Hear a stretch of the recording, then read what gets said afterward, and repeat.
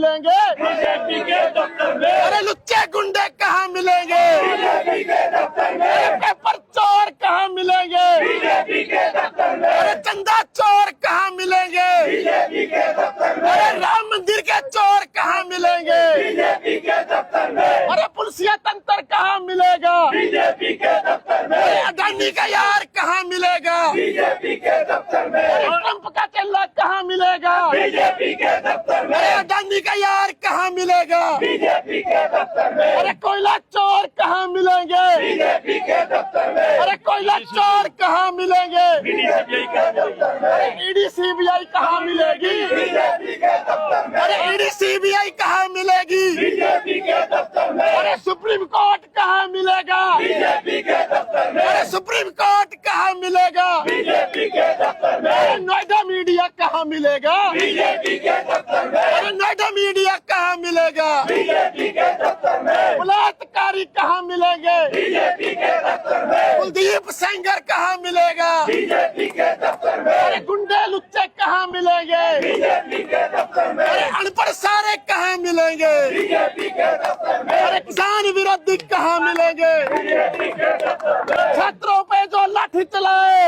सरकार निकम्मी है, भगवान का चंदा चोरी करे जो, सरकार निकम्मी है, अरे भाई जो सरकार निकम्मी है, सरकार निकम्मी है, अरे जो सरकार निकम्मी है, सरकार निकम्मी है, जो सरकार निकम्मी है, सरकार निकम्मी है, पेपर लीक रोक न सके जो, सरकार निकम्मी है।